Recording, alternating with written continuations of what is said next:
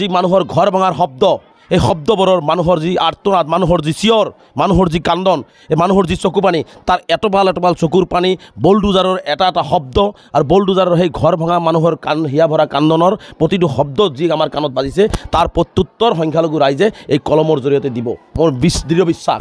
আজি অসমত সংখ্যালঘু সমাজক যি ধৰণে সন্দেহজনক বা বাংলাদেশীৰ নামত যি ধৰণে নিৰ্বিচাৰে অত্যাচাৰ কৰি আছে, ধৈৰ্য আৰু সংযম ৰাখি সংখ্যালঘু সমাজে এই কলমৰ জৰিয়তে প্ৰতিটো অন্যায়ৰ, প্ৰতিটো অত্যাচাৰৰ জবাব সংখ্যালঘু সমাজে কলমৰ জৰিয়তে দি এইসকলৰ মুখত যোগ্য প্ৰত্যুত্তৰ দিব। আৰু এই কলমৰ জৰিয়তে আজি তেওঁ কি কৰিব, ঘৰ এটা ভাঙিছে, মানুহৰ মুখৰ ভাত কাঢ়ি লৈছে, কিন্তু ব্ৰেইনটো তেওঁ কাঢ়ি ল'ব পৰা নাই, মানুহক তেওঁ হেক কৰিব পৰা নাই। গতিকে যেতিয়ালৈকে আমাৰ ব্ৰেইন আছে, যেতিয়ালৈকে আমাৰ সুস্থ মানসিকতাৰ কাম কৰিব পৰা শক্তি আছে, আমি ৰাস্তাত থাকি হ'লেও, আমি তিৰপলৰ তলত থাকি হ'লেও কলমৰে যুঁজ কৰি প্ৰতিটো অন্যায়ৰ জবাব আমি কলমৰ জৰিয়তে দিবৰ কাৰণে সংকল্পবদ্ধ।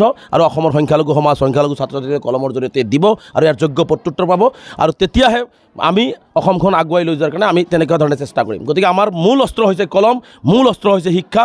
গতিকে আমি ধৈৰ্যশীলভাৱে, আমি কোনো ধৰণৰ বেলেগৰ লগত হাই কাজিয়াৰে নহয়, সমন্বয়েৰে যিমানেই অন্যায় অত্যাচাৰ আমাক নকৰক কিয়, আমি অসমীয়া, আমি ভাৰতীয়, আমি এক বৃহত্তৰ অসমীয়া জাতিৰ এটা অবিচ্ছেদ্য অংগ।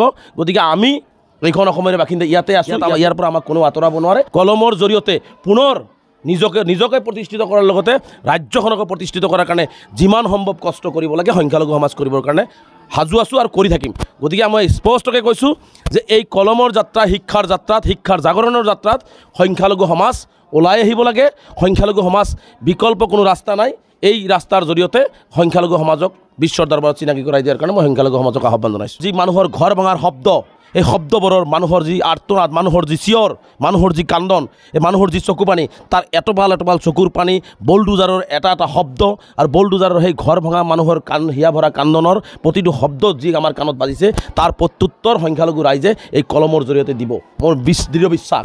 আজি অসমত সংখ্যালঘু সমাজক যি ধৰণে সন্দেহজনক বা বাংলাদেশীৰ নামত যি ধৰণে নিৰ্বিচাৰে অত্যাচাৰ কৰি আছে, ধৈৰ্য আৰু সংযম ৰাখি সংখ্যালঘু সমাজে এই কলমৰ জৰিয়তে প্ৰতিটো অন্যায়ৰ, প্ৰতিটো অত্যাচাৰৰ জবাব সংখ্যালঘু সমাজে কলমৰ জৰিয়তে দি এইসকলৰ মুখত যোগ্য প্ৰত্যুত্তৰ দিব। আৰু এই কলমৰ জৰিয়তে আজি তেওঁ কি কৰিব, ঘৰ এটা ভাঙিছে, মানুহৰ মুখৰ ভাত কাঢ়ি লৈছে, কিন্তু ব্ৰেইনটো তেওঁ কাঢ়ি ল'ব পৰা নাই, মানুহক তেওঁ হেক কৰিব পৰা নাই। গতিকে যেতিয়ালৈকে আমাৰ ব্ৰেইন আছে, যেতিয়ালৈকে আমাৰ সুস্থ মানসিকতাৰ কাম কৰিব পৰা শক্তি আছে, আমি ৰাস্তাত থাকি হ'লেও, আমি তিৰপলৰ তলত থাকি হ'লেও কলমৰে যুঁজ কৰি প্ৰতিটো অন্যায়ৰ জবাব আমি কলমৰ জৰিয়তে দিবৰ কাৰণে সংকল্পবদ্ধ। আৰু অসমৰ সংখ্যালঘু সমাজ, সংখ্যালঘু ছাত্ৰ ছাত্ৰীয়ে কলমৰ জৰিয়তে দিব আৰু ইয়াৰ যোগ্য প্ৰত্যুত্তৰ পাব। আৰু তেতিয়াহে আমি অসমখন আগুৱাই লৈ যোৱাৰ কাৰণে আমি তেনেকুৱা ধৰণে চেষ্টা কৰিম। গতিকে আমাৰ মূল অস্ত্ৰ হৈছে কলম, মূল অস্ত্ৰ হৈছে শিক্ষা। গতিকে আমি ধৈৰ্যশীলভাৱে, আমি কোনো ধৰণৰ বেলেগৰ লগত হাই কাজিয়াৰে নহয়, সমন্বয়েৰে যিমানেই অন্যায় অত্যাচাৰ আমাক নকৰক কিয়, আমি অসমীয়া, আমি ভাৰতীয়, আমি এক বৃহত্তৰ অসমীয়া জাতিৰ এটা অবিচ্ছেদ্য অংগ।